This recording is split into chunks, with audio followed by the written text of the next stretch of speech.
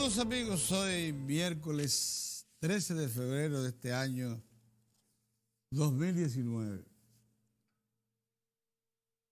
En Puerto Príncipe, que concentra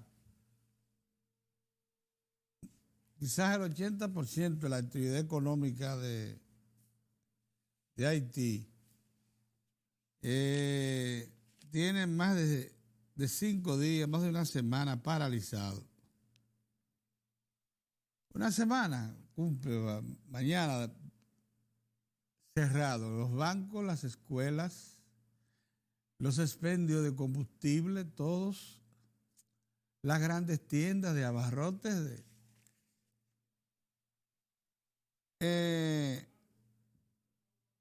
Y la vida no vale nada porque cualquiera que se lance a la calle a hacer cualquier tarea, la que sea, la diligencia que sea, se expone a ser agredido por una masa enardecida, irracional, que emplea todo tipo de represalia contra los que están queriendo volver a la normalidad a ese país. O sea, una locura. Una verdadera locura lo que se está viviendo en Puerto Príncipe. Cada día de cierre, lógicamente, es un día perdido para su economía y toda la actividad económica.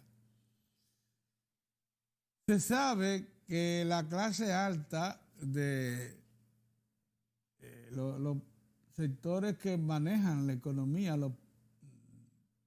que son muy reducida, por cierto, de Haití, incluso ya tienen ubicadas propiedades, lugares donde se les garantiza su seguridad, mayormente en la República Dominicana. La cantidad de haitianos que uno ve ya como vecinos en las zonas residenciales más importantes del país se incrementa notablemente, así como en los sitios de retiro. Usted los encuentra en Jarabacoa, ubicados a muchos de ellos, los encuentra en sitios turísticos importantes, en Casa de Campo y muy cerca de la capital, en Juan Dolio. Y se da cuenta que en ese país se ha perdido el control. Ahora, ¿quiénes son los que están detrás de esas movilizaciones que por 6 días consecutivos tienen paralizado a ese país? ¿Qué fuerzas políticas le impulsan? ¿Locales asociados con quiénes del extranjero? Siempre hay en el sector del extranjero. Ningún país en América Latina puede movilizarse si no tiene algún tipo de conexión con lo que llaman el establecimiento. Las grandes estructuras económicas que manejan, que influyen en la región, tanto de Estados Unidos como de Europa. Ese es un asunto del cual nosotros nos mantenemos los dominicanos, que tenemos que ser los más interesados. Nos mantenemos en la inopia. Nosotros no sabemos nada, absolutamente nada, de la realidad haitiana, económica, social, política, institucional. Les hemos dado la espalda a esa realidad. Una realidad que pesa tanto sobre la República Dominicana, que implica el mayor obstáculo que enfrentamos los dominicanos para salir del atrás. Oigan ustedes qué estamos hablando, ¿eh? Nosotros no podemos pensar en arribar a ser una sociedad del primer mundo si no resolvemos el problema haitiano, la amenaza del problema haitiano. La amenaza de subversión de la sociedad dominicana, que implica la presencia de una población de 10 millones, exactamente igual a nuestro, un poquito más, como vecina, que no tiene ningún tipo de estabilidad, ningún tipo de propósito, ningún tipo de solidez, y que depende en gran medida del empleo y oportunidades de trabajo que le den los dominicanos, pero masivamente y en desorden, que incluso condiciona su sobrevivencia a la capacidad que tienen de subvertir la vigilancia de la frontera, 390 kilómetros de extensión, que sabemos nosotros, los dominicanos, mejor que nadie, que está desguarnecida, por más que las autoridades digan que la tienen bajo control. Hay quienes aseguran que los 78 presos de la cárcel de máxima seguridad de Haití, que ayer fueron liberados totalmente de la cárcel, que se quedó vacía, están ya en el país. Porque si son criminales de alta potencialidad, difícilmente se mezclen con las autoridades que lo puedan de nuevo reapresar. Lo primero que van a hacer es ponerse fuera del alcance de los suyos. ¿Y cómo lo hacen? Cruzando para el país donde son desconocidos y donde su potencial de criminalidad se incrementa porque hay recursos que atraen la criminalidad. Óigame, qué situación. La agencia EFE hace un reportaje amplio sobre los acontecimientos de Haití y da más o menos una señal de por dónde andan las cosas. Porque dice que en declaraciones a esa agencia oficial española, EFE, el ex candidato presidencial Moïse Jean Charles, quien respalda las protestas, dijo que estamos en la fase final del gobierno del partido haitiano TECAL, el PHTK, y dijo que el presidente tiene que tomar una decisión rápida para evitar el caos. Hoy todo el país está unido para sacar a Jovenel Moïse del poder. Vamos a estar en la calle hasta que se vaya. Y dijo estar seguro que ese día será muy pronto. Las protestas han sido convocadas por el sector democrático y popular, dice la agencia EFE, integrado por líderes de partidos de oposición y por grupos populares. Los manifestantes también exigen justicia. Miren, líderes de oposición que no identifican, que no se mencionan de manera concreta. Entidades de la sociedad civil que no se dice cuáles son. En Haití hay 8,000, que de eso viven, de la caridad internacional, que exigen justicia en las supuestas irregularidades en el programa Petrocaribe, el programa de financiamiento de petróleo venezolano. Precisa el grupo Petro Challenger, surgido en 2018, para exigir justicia en las supuestas irregularidades en Petrocaribe, se unió hoy a la petición de renuncia de Moïse, a quien llamó a ponerse a disposición de la justicia para que responda por las presuntas irregularidades que se le han denunciado. O sea, oiga, esta entidad le pide al presidente de la República que se encauce él mismo, que se entregue a la justicia.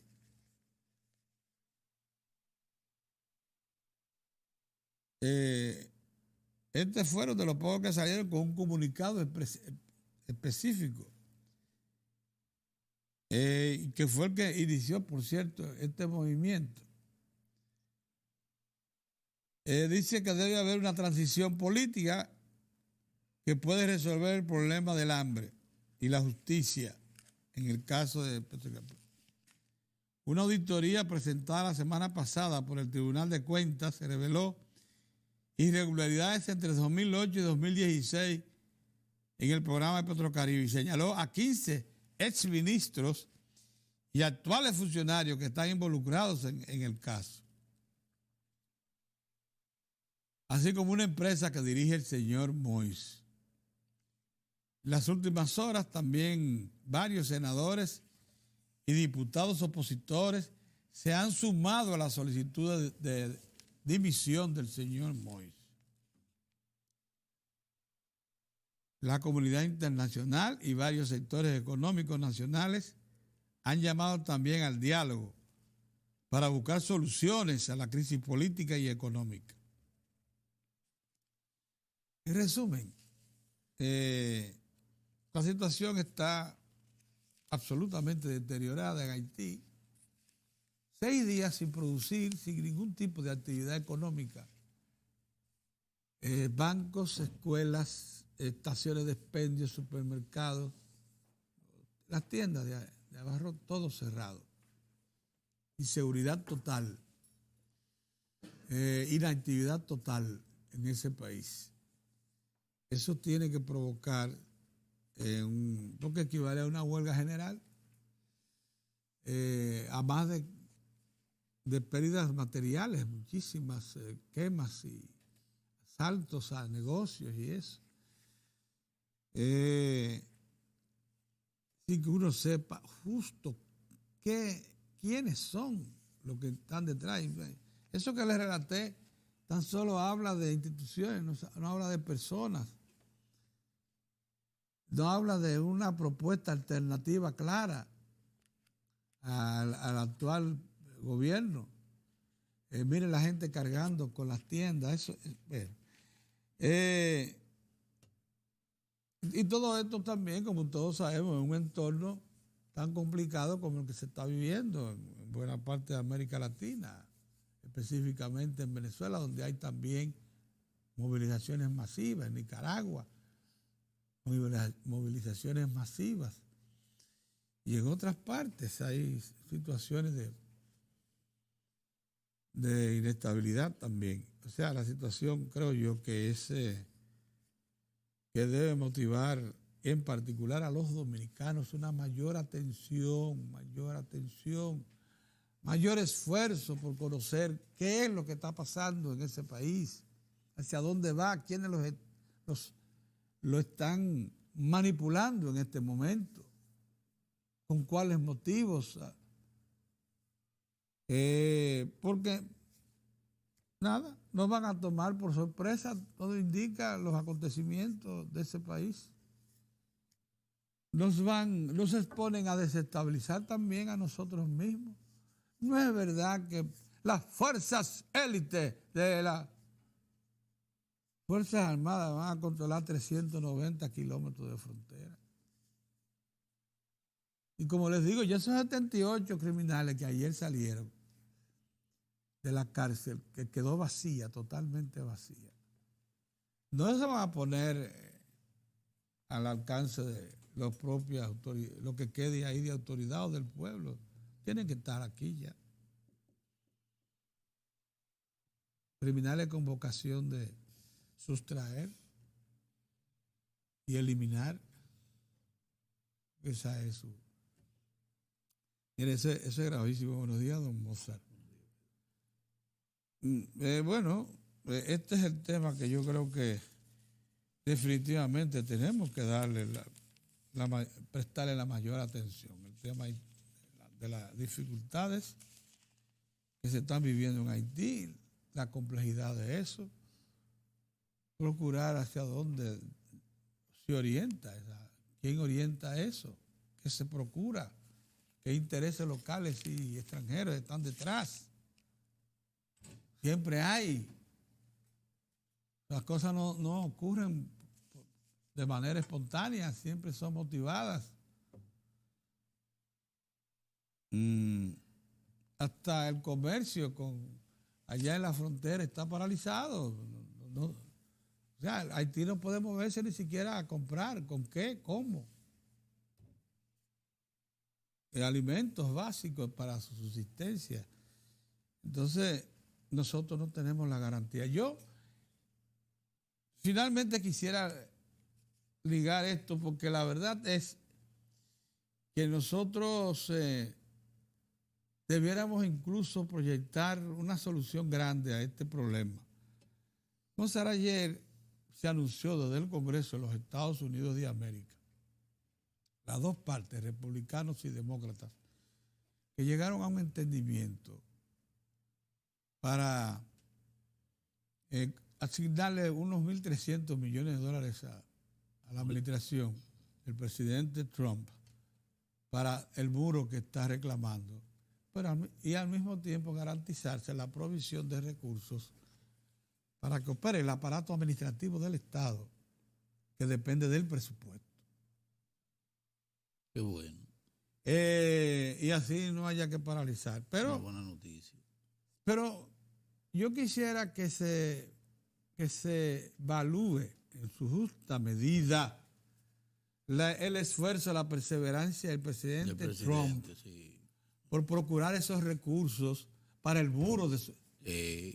Para el muro. Porque esto no es...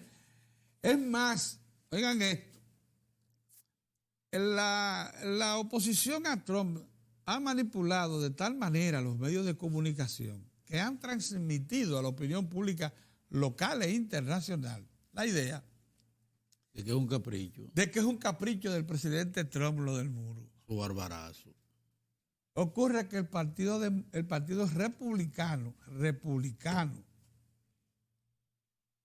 se la ha jugado en el Congreso y ha defendido la iniciativa de su presidente y del líder que ellos llevaron a la presidencia. Muy avalada esa. Entonces cuando esas cosas pasan, debemos abrir los ojos y darnos cuenta que no se trata únicamente, como dice Mozart, de una actitud caprichosa de un líder político. Es que él... Eso es una visión y una postura responsable. Que incluso... Que le ha costado mucho a Trump. Pero incluso personalmente. A su brillo, a su autoridad política. Costado. A costa de muchos, sí. Pero que ahora le va a devolver políticamente beneficios importantes para su causa reeleccionista. Porque ha demostrado coherencia, firmeza de propósito. Lo van a ver. No, es que en el seno de la sociedad estadounidense persiste eso de la preservación de su territorio y de que de respeto a las leyes migratorias. La sociedad estadounidense está clara en eso. Y cada vez más se pone sobre la mesa. Lo que pasa es que durante las administraciones demócratas, sobre todo durante la administración del presidente Barack Obama. Cuando se levantaron muros también. Sí, pero habría otro componente, Pedro. Barack dio demostraciones de que podrían, o sea, varió posturas tradicionales en el sentido de la preservación de territorio de los Estados Unidos. En más de una ocasión. Las facilidades, el estímulo, eso fue permanente, que es lo que ha estado cuestionando el señor Donald Trump. Donde dice, no, lo que pasa es que aquí pasamos del derecho legítimo que tiene la gente a pasar a mejorar su situación y a buscar mejor estado de vida. En base al trabajo.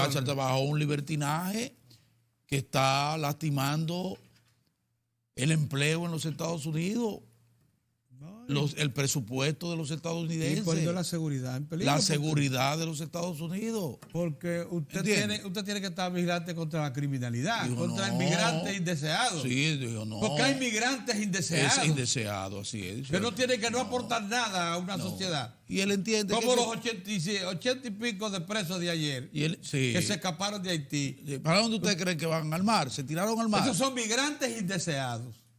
No me venga nadie a decir que hay que eso protegerlo aquí, eso van a buscar aposentarse aquí. Que por favor no diga una ONG cualquiera. Como hay otros delincuentes.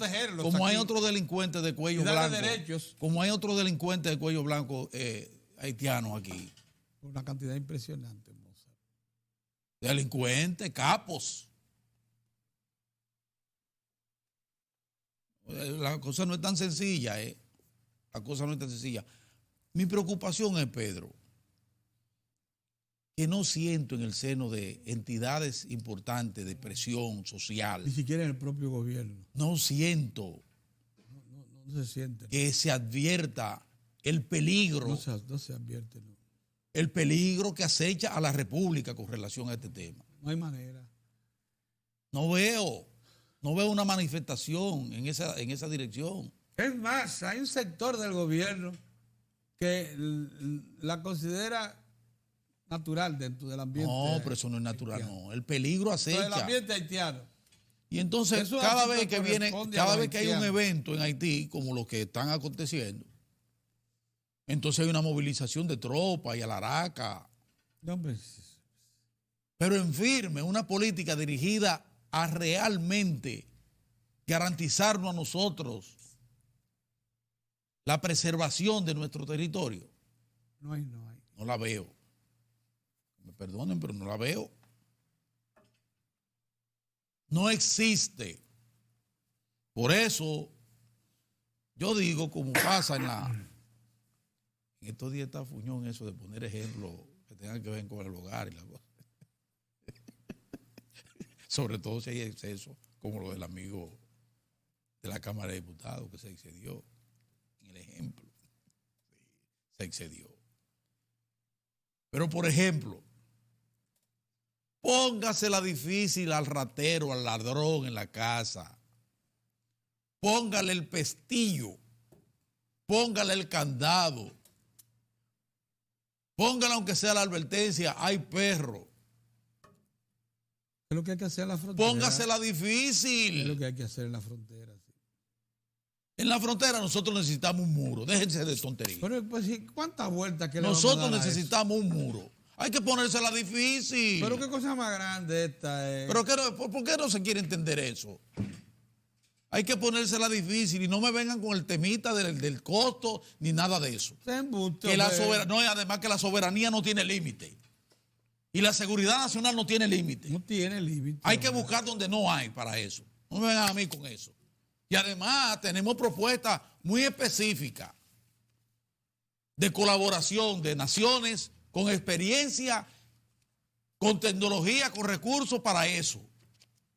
Propuestas que han llegado al país desde hace tiempo que Entonces, tenemos con un nosotros. pueblo propuestas. dispuesto a colaborar. Entonces aquí Un pueblo dominicano dispuesto a Aquí, colaborar. ese sector Por los empresarial, costos del ese muro. sector empresarial, en diferentes niveles, que es el que ocupa mano de obra barata y es el que Se aprovecha. se aprovecha y violenta la ley, como la gente de Acoprovi, los constructores, que violentan de forma flagrante Y la esos ley. famosos productores agrícolas todos. Sí. No hay un solo Eso finquero abiertamente, productor agrícola de este abiertamente. país que no esté usando masivamente mano de obra haitiana. Abiertamente. Y le pasan por encima la ley. Por más nombre y prestancia que tenga. Sí. Así es. Pero las familias de aquí, poderosas, Sí. las ricas, Sí, de sí, los vecinos, sí, incluyéndolas sí. todas. Pero no menciones. No, pero te voy a decir la que está más arriba. No. Todas las que Pero tienen no que ver. menciones para que no crean que es un asunto personal, Pedro. Todos usan mano de obra haitiana informal. Sí. Todas. Todas. No hay una sola finca, Todas. una sola Entonces estructura después de tú lo ves producción. gritando como los hoteleros del este. Gritando después, pero después que dieron todas las facilidades para procurarse, agenciarse mano de obra barata, de miseria, ahora están gritando porque se le han colocado, compadre, alrededor de los hoteles, Pedro. Y entonces eso los asusta. Ahora los asusta. ¿Te entiendes? Sí. Porque ese es el problema. Ahora, frente a este evento, ahora todos estamos, pero inmediatamente pasa eso, todo el mundo a su rincón, como que no ha pasado nada. Y viene el titular, se normaliza el mercado binacional, la frontera está en paz. Hasta, como decía Rodriguito, hasta que un día, Dios mío. no acontezca lo que le está aconteciendo ahora. ¿Ustedes saben a quién? a los ricos y a la clase media de Haití, que tiene problemas de agua y de luz. ¿Tú sabes por qué? Porque las turbas se han encargado de cerrarle. Solo es un 25% Oiga bien, de ya la empezaron población. por ahí. Los ricos de Haití, que son los que tienen el agua que hay, la clase media alta y los ricos, son los que tienen el agua. Déjeme decirle, el 25% de la población haitiana es la única que tiene acceso al servicio eléctrico. Sí. Y un 12% a agua potable. Ya las masas hambriadas haitianas se dieron cuenta y dicen, vamos a tocarle por tercera. Bueno, pues vamos a quitarle el agua y la luz. Se la están quitando. A estos tutumbotes. Comenzaron por ahí. Para que lo sepan. Y fíjense que esa si familia. Si quieren bañar, tienen que coger para acá. Sí, tienen sus casitas aquí, su de villa. Todo. Tienen de todo. Están aquí. En las torres. Hasta en mi barrio. Sí. Allá. Ellos están donde quieran. En Juan Dolio los veo por lo que tienen los chelitos de Haití están aquí. Tienen vivienda, tienen todo. Eso es así. Tienen todo aquí. Así es que nosotros de aquí sí no nos vamos a callar con eso. Porque nosotros estamos convencido de que el principal problema y el principal reto y la principal amenaza del país se llama Haití. Sí, así es. El principal obstáculo. El principal obstáculo del desarrollo en firme de la República Dominicana es Haití. La amenaza de que todo se derrumbe. Lo que hemos logrado con mucho sacrificio es Haití. Pero eso no le quepa ninguna duda. Y a eso pongan el apellido que le dé la gana. Xenofobia, como ustedes le dé la gana. Al maniqueísmo Bulgaria, el chantaje de algunos fanfarrones. Ayudado ahora por los jesuitas. Y que sensible. Pero déjame bajamos un poquito para hablar de un tema. No, mira, espérate, vamos a entrar a eso después, pero después es nada más citar, porque es un tema, es un problema terrible que tenemos, que es el embarazo en adolescentes. En niñas, Pedro, en adolescentes. Ese es un tema grave en la República Dominicana y el gobierno lo está afrontando. Y ayer, a través de la Vicepresidencia de la República, el despacho de la Vicepresidencia de la República, se dio a conocer un programa multisectorial importante. Primero que se elabora. Para atacar ese problema tan terrible que hace tanto daño a la familia, que hace tanto daño a esas niñas. Que le cierre es el primer gran obstáculo para el desarrollo de una damita, de una niña que quiere echar hacia adelante, que va hacia adelante el embarazo. No es por el embarazo per se, por lo que eso significa. Es que la atrofia, es que no están preparadas, ni mental ni físicamente, para afrontar los retos de la maternidad. Es que se ponen en riesgo, saliendo embarazada, y ahí está el riesgo, porque su cuerpo no está preparado, su organismo no está preparado para eso. Por encima de eso, se le obstaculiza todo. Una niña embarazada, ¿para qué escuela va? Y a partir de ahí un niño, con un niño, ¿para dónde va? Las dificultades, se les dificulta a los adultos, a las adultas, que se le hace difícil buscar un empleo, que ha mejorado gracias a esas estancias infantiles y gracias a la tanda extendida. Pero un adolescente, una niña, no está en condiciones. Y sin embargo, veamos las maternidades, o no las maternidades, vayamos a los barrios y sectores residenciales también. Este fenómeno, para que ustedes vean la cantidad de niñas increíble embarazadas. Entonces, saludamos ese esfuerzo del gobierno que se ejecuta con un programa multisectorial a través del despacho de la vicepresidenta Margarita. Un 22.3% de un promedio de 127,000 nacimientos al año en el país son de madres adolescentes. Un 31% de las adolescentes de entre 10 y 19 años que asisten a centros de salud es víctima de violencia sexual. Es lo que te estoy diciendo. Lo que estamos provocando es una sociedad traumada. Traumada. Para que lo sepas. Entonces a eso hay que ponerle frente. ¿Cómo? Con políticas. Esas políticas vienen dadas a través de programas como este, que involucra a la sociedad completa en su conjunto. Y pienso que esas son de las cosas que debemos valorar. Entre las acciones propuestas para cambiar la situación está promocionar la educación integral sexual en las escuelas con base científica en el currículo, para que las madres tengan la oportunidad de salir del círculo de la pobreza. Se prevé establecer centros de apoyo donde puedan reinsertarse a la educación y aprender un oficio que les permita vivir con dignidad. Plantea un sistema de monitoreo y evaluación para el seguimiento y la medición del nivel de resultados alcanzados en los plazos previstos para que el proyecto sea una realidad y para lo que requiere de un compromiso como condición indispensable, que incluye una comisión interinstitucional conformada por 57 entidades. Y el gobierno presentó ayer lo que es el Plan Nacional para la Reducción de Embarazos en Adolescentes en la República Dominicana 2019-2023. Eso cuenta con recursos locales e internacionales y con asesoría también locales e internacionales. Pues ahí está. Respaldo de Diario de 4 a iniciativas tan importantes como esta del gobierno a través de la Vicepresidencia de la República, que muy bien está a cargo la doctora Margarita Cedeño de Fernández, que dirige el Gabinete Social. El Gabinete Social, con una gran experiencia y mucha entrega y eficiencia. Mire, señores, nosotros, tanto don Mozart como nosotros, y un grupo selecto, reducido de periodistas, estuvimos ayer en un almuerzo con la dirección central de la Superintendencia de Bancos de la República Dominicana.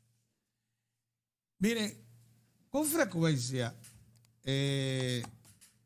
todavía algunos núcleos, incluyendo personas con alguna autoridad, pero se ha ido reduciendo las personas que se dedican a eso. Se ha puesto en duda el crecimiento económico y social dominicano. Sí. Eso le ha ido sacando, le ha ido extrayendo. En los últimos tiempos la realidad ha ido que derrumbando esa especie. Se ha ido, no, pero además le está extrayendo valores. Porque acuérdate que Andy Daguarri y Ariti Escuder eran de los principales voceros. ¿Te gusta eso? No, la vida, si usted no recurre a la historia reciente y establece responsabilidades, entonces no le saque el provecho que tiene lo que está aconteciendo. Están ahí haciendo su aporte. Ya eso se entendieron el asunto. Sí. Ya reconocieron que el país anda por rumbos de avance económico y social. Ya se incorporaron, pero junto con ellos también otros más. Pero queda un grupo que pone en duda todo esto. Incluso a mí me preocupa que el discurso de la oposición que aspira a suplantar al PLD en el poder todavía se mantenga desdeñando una realidad como esa. Desdeñando. Yo no entiendo eso. Ese es un discurso no entiendo que cada vez más se reduce a dos elementos. Y lo reduce a dos elementos nada más. La denuncia contra la corrupción y la denuncia contra la inseguridad. No tienen otra cosa que decir. Pero lo demás se ha ido diluyendo. En base a los hechos. Pero han tenido que ser persistentes los indicadores de crecimiento económico y social para irlos a ellos abacorando, llevándolos a un rincón. Y ya no plantean tanto eso. Claro, tú encuentras algunos señores que todavía intentan demeritar las cifras oficiales. Ahora bien, ¿qué es lo que acontece? Bueno, que las estadísticas que se acumulan son de tal envergadura, de tal solidez, que ya no pueden ocultarse más. Ayer, si algo tuvo de valioso este encuentro que sostuvo la Superintendencia de Bancos con un grupo de líderes de opinión pública, reducido porque el salón de reuniones de la Superintendencia es un salón limitado y además porque se quería que eso fuera a parar a manos de profesionales que puedan darle un uso eficiente. Luis Armando Asunción, que es el superintendente de bancos, se asistió de todo su equipo de dirección y tiró las cifras. El resultado ya de un trabajo de... La valoración esa es tuya, eso de que es con un grupo que pueda darle, eso lo dices tú. Sí. La superintendencia de bancos realizó el cuarto encuentro con líderes de opinión y editores económicos de la prensa nacional para analizar el desempeño del sistema financiero dominicano en el año 2018. Déjeme decirle lo que esas... Por primera vez, lo primero que hay que decir, Pedro, es que por primera vez la opinión pública nacional tiene acceso a informaciones detalladas, pormenorizadas de un sector tan delicado y tan sensible como es la banca nacional.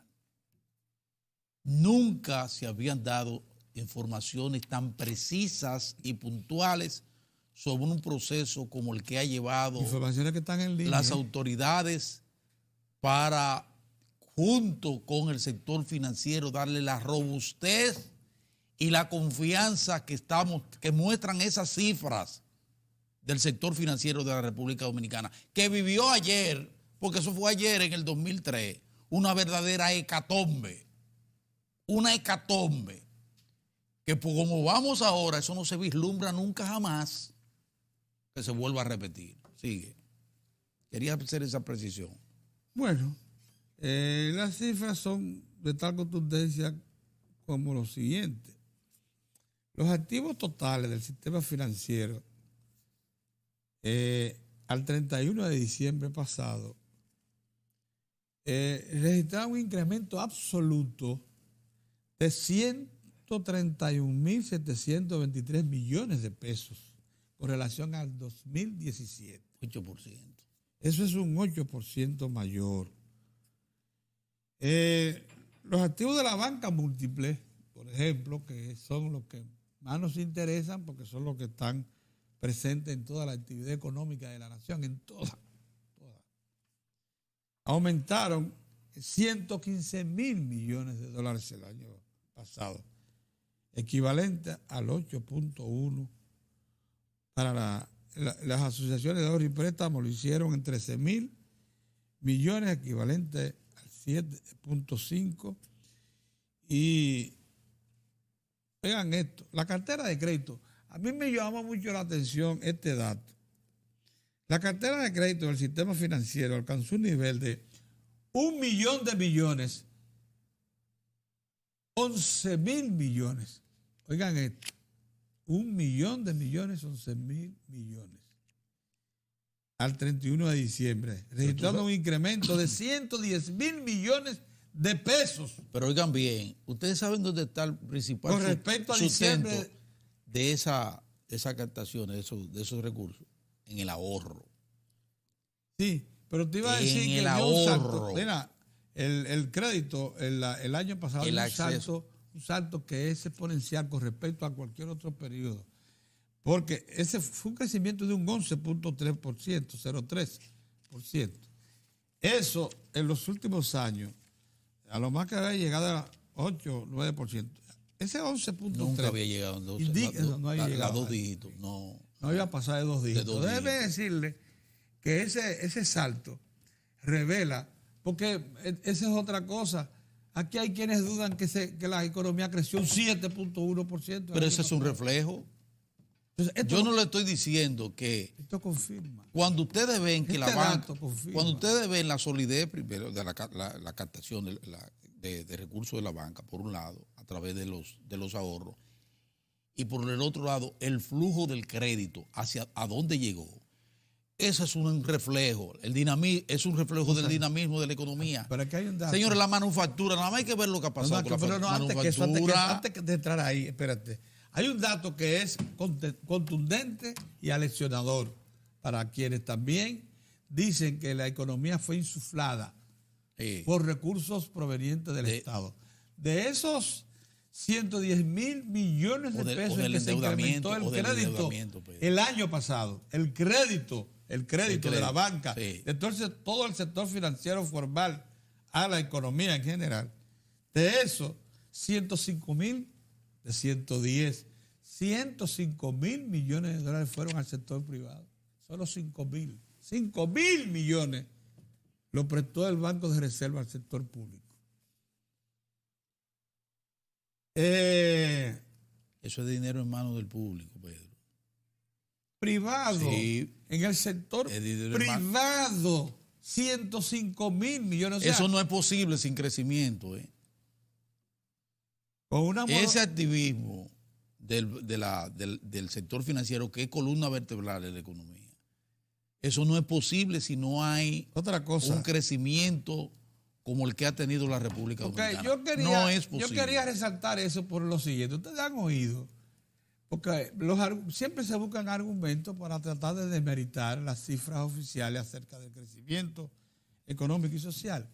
En los últimos tiempos se ha manipulado mucho el tema de la deuda. Y se dice que el país se ha excedido. El país, y en particular el gobierno. Este es un gobierno que se ha endeudado para mantener la economía artificialmente activa, con crédito. Ya vimos que 105 mil millones de los 110 mil fueron a parar al sector privado, o sea, no al gobierno. Primer desmentido. Segundo desmentido. ¿Saben ustedes cuál es la morosidad? Porque otra cosa que se dice sobre la deuda es que hemos llegado a un punto en que ya el gobierno no tiene con qué pagar los compromisos que hace. Y el país llegó a la trampa, se dejó entrampar. Tomó tanto crédito la gente paga, que ahora no puede cumplir. La gente paga. Perdón. Que no puede cumplir sus obligaciones. Que es el caso de la familia que se endeuda. Y llega un momento en que no le alcanza para nada los ingresos para cumplir sus obligaciones. ¿Saben cuál es la morosidad de todo el sistema financiero dominicano? 1.6%, la más baja de los últimos años. O sea, cuando más crédito fluye, el cumplimiento de los que lo toman es mayor. La gente cumple, la gente paga 1.6% paga religiosamente su cuota, eso es lo que quiere decir. La gente coge el préstamo, oigan, y lo paga. Y ellos, este ejemplo, ese 1.60, presenta una mejora de 26 puntos básicos con relación al 2017, que cerró con 1.86 de morosidad. Una morosidad por debajo de 3 en cualquier economía del mundo es permisible y es buena. Por debajo de 2 es excelente. Excelente. La nuestra es de 1.60. Y había sido en el 2017 de 1.86. 26 puntos básicos. Yo quería resaltar eso porque eso es un mentiz considerable. Sí, pero hay otro elemento revelador, solidísimo, que yo quiero destacar. Al argumento aquel de que el país está al borde del precipicio. Pero hay otro elemento que yo quiero... De la declaración en quiebra. Que yo creo que es revelador por parte de las autoridades sobre la base de los resultados. Explicaciones que dieron, encabezado por el superintendente, la superintendencia de banco, pero a partir de esas informaciones debidamente procesadas, ¿verdad? Un elemento que a mí me parece fundamental es, sí, Pedro, la gran confianza de todos los estamentos de la economía dominicana, de todos los agentes económicos en el sector financiero y en las autoridades del país. ¿Cómo se revela eso? o más del 70%, casi un 80%, Pedro, de los recursos ahorrados es en moneda local, en peso. Una economía donde haya dudas, donde haya incertidumbre, donde no haya confianza en las autoridades y en el sistema financiero. Ustedes saben lo que hacen los grandes, que son los que mueven por un problema de la distribución de la que tanto hemos hablado. O escape, mandar sus recursos y colocarlo en dólares o colocarlo en euros para garantizarlo. Ah, no, pues aquí en más de un 70% los recursos están depositados en pesos en las arcas de la banca nacional. Incluso reduciendo esa proporción. En los últimos tiempos se ha reducido esa proporción. O sea, acuérdense que por efecto de la crisis financiera, los recursos de ahorro se estaban dolarizando a toda marcha. O a toda marcha, porque era un problema de confianza. Pero déjenme decirle otra cosa también, que es una de los elementos, de los factores que hay que ponderar. El análisis, espérate, que hay que parar en ese punto que tú acabas de resaltar. El análisis de las captaciones por moneda evidencia que el 72.13% corresponde a recursos captados en moneda nacional.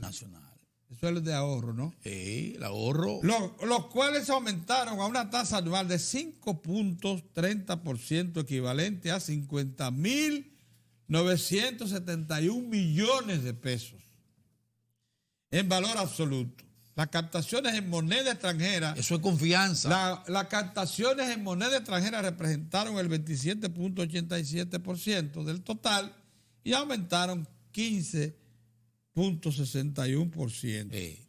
Es decir, 52.813 millones. Por tipo de instrumento se verifica que el 47% de las captaciones equivalentes a 672 mil millones corresponden a 397 mil millones de certificados financieros.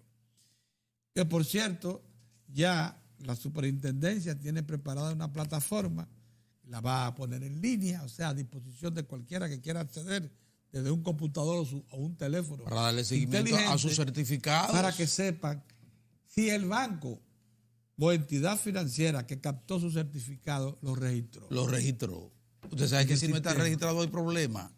En el sistema. Usted va a tener acceso a eso, a información. Que le va a decir, hey, no está registrado. Usted se manda a un organismo ya creado. Creado por la superintendencia, que está aquí mismo en la plaza esta, Unicentro, sí, plaza, ahí está. Y usted va allá y chequea. Mira, yo quisiera saber en qué situación está. ¿En qué situación está? Mira, aquí me dice que no está registrado. ¿Cuál es la situación? ¿Están cogiendo? Eso es importante. Hay que ir a una pausa. Y cuando retornemos vamos a seguir con ese tema de la superintendencia y de la información sobre la robustez y el grado de confianza que ha logrado el sistema financiero de la República Dominicana, porque quiero hablarle entonces del elemento de la supervisión y de lo que han sido los efectos de esa supervisión bancaria que tenemos en la República Dominicana. Volvemos en breve.